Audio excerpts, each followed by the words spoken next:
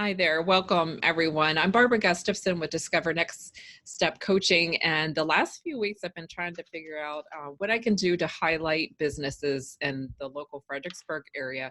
And so I've reached out to mostly women-owned businesses, and I had a chance to speak to our guest. I haven't known her for a very long time, but when I was talking to her, I was very intrigued about what she's doing and just felt that she would add some great value to the community, and just wanted to hear how her business. So her name is Denise Develin, and she's a home care specialist with CareAdvantage Personal Care. And she's married, has a blended family of 6 adult children and a grandson. And she's lived in Fredericksburg for almost 10 years and loves the community in that she serves. And so she's mostly enjoying right now helping seniors and families to navigate those uncertain waters of finding quality and home care. So Denise, welcome. It's great to have you. Thank you, Barbara. It's good to be here. Yeah, so tell us a little bit more about your backstory and why you chose to go into this field. Sure.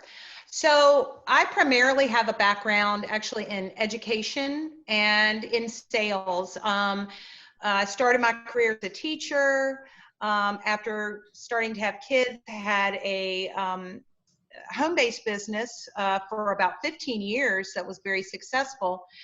And then I dabbled a little bit in banking, but I was really looking for something not just to make a living with, but to make a difference in people's lives. And a friend connected me with the home care business, and I was with it for just a few weeks, and I fell in love. I really love helping train people. That's one of the things that I'm passionate about, and helping others. And home care fulfills both of those things. I'm actually from a family of nurses, and so it's almost like a predisposition to that nurturing, because I really like spending time with seniors and their families and doing all of those things that I just spoke of, training and educating. So home care was a good fit for me.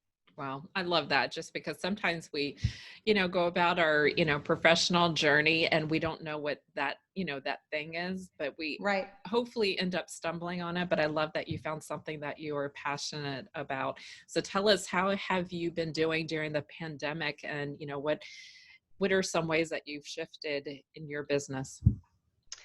Well, there's been a huge shift. So I went from 8 to 9 hours a day, customer facing, or community partners, visiting with them, visiting with clients or patients, the families of those patients and clients, to being behind a computer screen. And that's just not my normal routine. So I had to take a big shift in how I run my daily activities with work. I have acclimated to it now. This is 2 months working behind the computer, and I've really had to shift how I run my day. So I love to be with people. So people are kind of my fuel, my energy. So it's really important to me to stay connected all day long through the use of different platforms. So now I'm doing a lot of this Zooming, everybody's Zooming now, right? FaceTime, lots of telephone calls and virtual visits with my clients and their families, and email. So I'm just trying to stay creative with that so that I can be effectively communicating with the people that need to hear from me and that I need to hear from. Yeah. I was going to say our company has really amazed me in how they've shifted. There is a large group of home care specialists across the Mid-Atlantic. We actually are the largest privately owned home care company in the Mid-Atlantic. So we have a lot of home care specialists that are doing exactly what I do every day.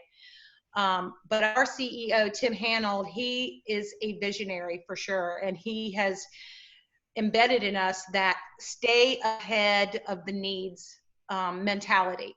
So instead of being reactive, he wants to be proactive with determining what does the community, what do our seniors, what do the folks that are in their homes, what do they need now? And staying ahead of that by developing programs and processes to make sure that we can effectively provide that care in the home during the pandemic. Wow. And that is super important, looking at what the needs are now, but also, what can sustain that. That's pretty powerful. Now, when you and I talked earlier, when we were looking at, okay, what is it that, tips you want to share? It really came back to the family caregiver, which really, for me, that just struck a chord because I've been in that position in a few years ago, and it's so easy for the average caregiver to really get worn out and not get Yeah. the resources that they need. And so, if Mhm. you can kind of share some tips, just because you're in that industry and you're working with people every day in situations, and especially now, it might look a little different. Yeah, it definitely is different for people. Everybody is acclimating to this at their own pace, and um, some positive, some not so positive. I'll share some tips for those family caregivers, the people that are caring for a loved one, whether it be a spouse or a grandparent, aunt, uncle, whomever, because they really need to be aware of how to navigate this, how to walk this path without making it too hard on themselves. When I give the tips, I'm also going to weave in some of the programs that we have worked so hard to develop with CareAdvantage. We have an awesome team that is combined with not just the home care specialists. Goodness knows it's our clinical staff is amazing. We have operations and marketing that's constantly working on ways to develop these programs and processes to help. So I'm going to share a little bit about those as I give the tips. So the first name in our company is CareAdvantage, is Care for CareAdvantage. And so I'm going to use that acronym so that people can remember the tips that I'm going to give you today. The first tip I'm going to give you is C for connect. Stay connected with your family and your friends and resources, because isolation, even though there might be somebody else in the home, if that person is ill, you still can tend to feel a little isolated, and isolation could be very endangering to your own mental and physical well-being. So stay connected with those folks. Resources such as your doctor, your primary care physician, health clinics that you might go to. There's a lot of telehealth platforms right now. I've personally used one, and I'll tell you, it was fantastic. It was easy, and it didn't take a long time, and it was quite effective. So make sure that you're staying connected. CareAdvantage has actually come up with a telehealth platform called Care Coach. And that's included as one of the benefits of using us on a regular basis. And basically what it is a medical professional that is within your reach, just a phone call away, to help you figure out next steps for your loved one. If you need other resources such as home health or hospice or a geriatric care manager, or am I thinking about an assisted living facility or memory care, they can help you with that. And that's included as a benefit. So we're really excited about launching that initiative this year. So, really quick question on that. I'm going to jump in. So, is that available to just those that are using your services in other ways, or is that available to the community? It's actually available to our ongoing clients. It's a benefit. So if you use our services at least 40 hours a week, which is pretty common amount to use us, that could be structured in any way that we can best fit your needs. But that is one of the benefits that we add on, along with, a 30-day nursing visit. And we even send out a gift basket. And when folks are with us for at least 90 days, they get a dinner on CareAdvantage. All of these components are part of our care journey. So we want to make sure people really feel the impact of our compassion towards their situation. That's amazing. Yeah. Okay, the second tip is going to be A, out of the care word, awareness. It's very important to stay aware of not only your loved ones' additional health needs. health needs may change. They may get worse. They may improve. We hope for improvement, but be aware of those, but also be aware of your own healthcare needs. And I'm going to relate that to, when you're on an airplane and they're running through the safety precautions and the oxygen mask drops down out of the ceiling. Who do they tell you, Barbara, to put that mask on first? Yes. Mm-hmm. Yourself, right? Because if you don't help yourself first, you can't then be effective and help someone else. So you've got to be aware of not only the person you're caring for, but your own health as well. And that's where your doctor, your primary care physician, those telehealth platforms can also come into play as well. The next one is R for respite. Respite is imperative. We all need breaks. We all need time away. There's nothing to feel guilty about for needing a break or just a nap or a walk around the block or a glass of wine with a friend, whatever that respite looks like for you. You need to unplug for a little bit and step away.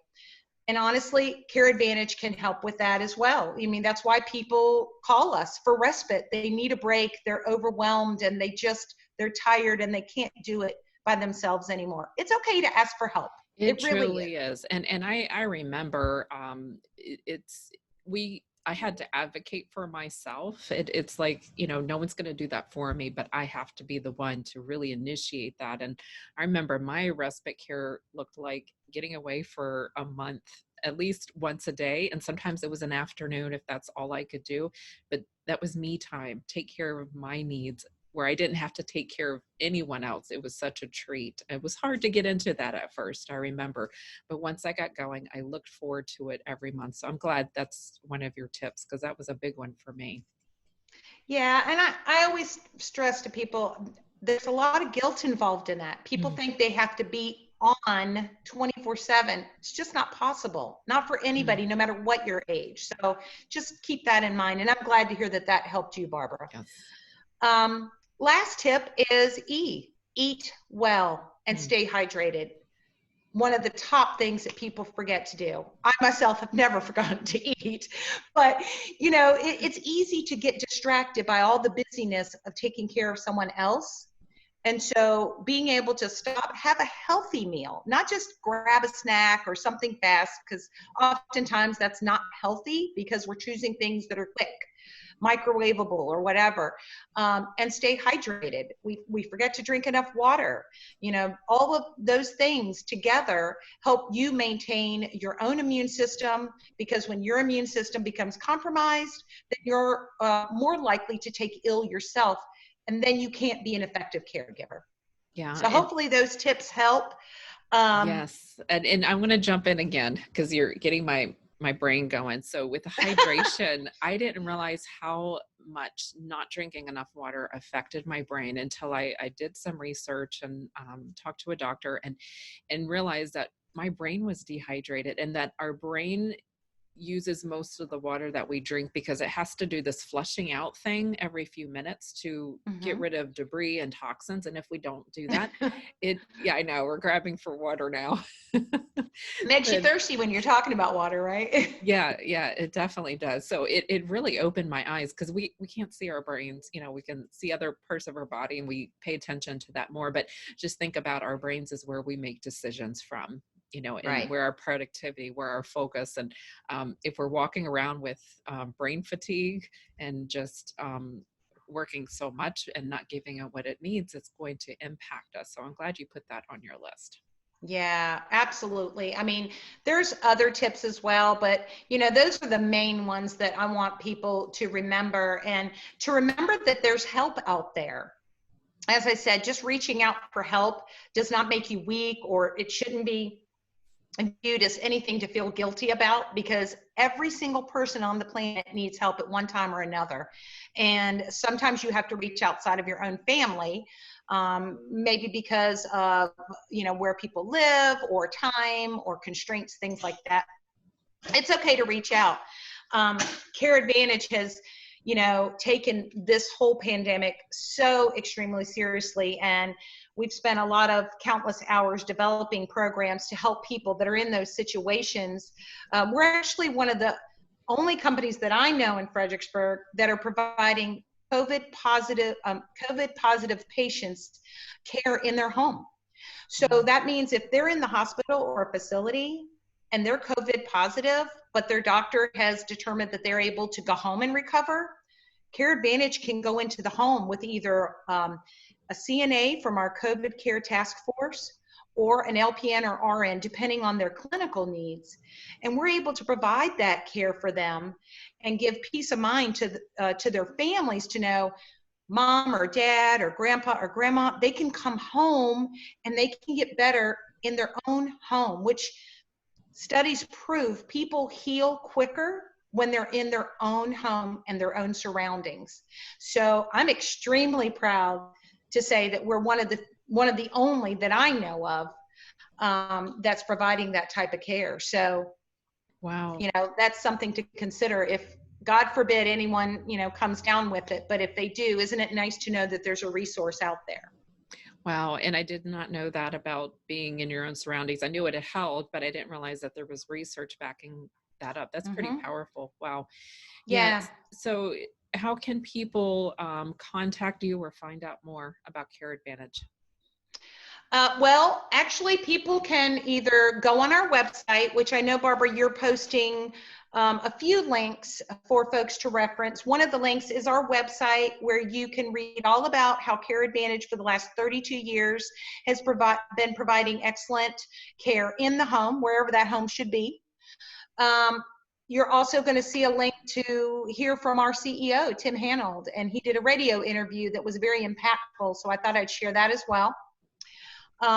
The third link you'll see is from one of our regional managers, and she's going to talk to you in detail about COVID care and the steps that we've taken to secure a vast amount of PPE, the training that has gone into play for our clinical team and for our CNA staff, and then what you need to do to engage in services with CareAdvantage.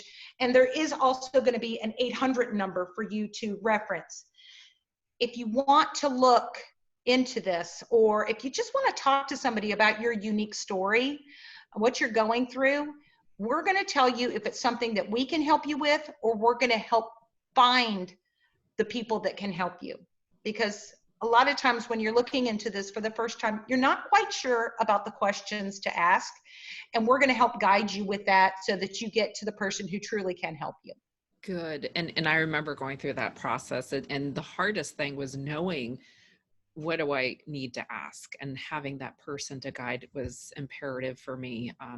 But thank you so much, Denise, just for sharing your story, having you with us. And these tips are invaluable. And I encourage anyone listening out there who has a family member, maybe you're a caregiver in that situation, give yourself permission to reach out for help. So many people do. You don't have to go through this alone. And just having even one support person, a support system is great, but if you have one person to share with, to have that space to share, is very healing and comforting. So again, thank you, Denise, and you take care. You. Okay. Thank you so much for having me today. I appreciate it, and many blessings for safety and wellness. Thank you. Great seeing you. Take care. Bye. Bye-bye.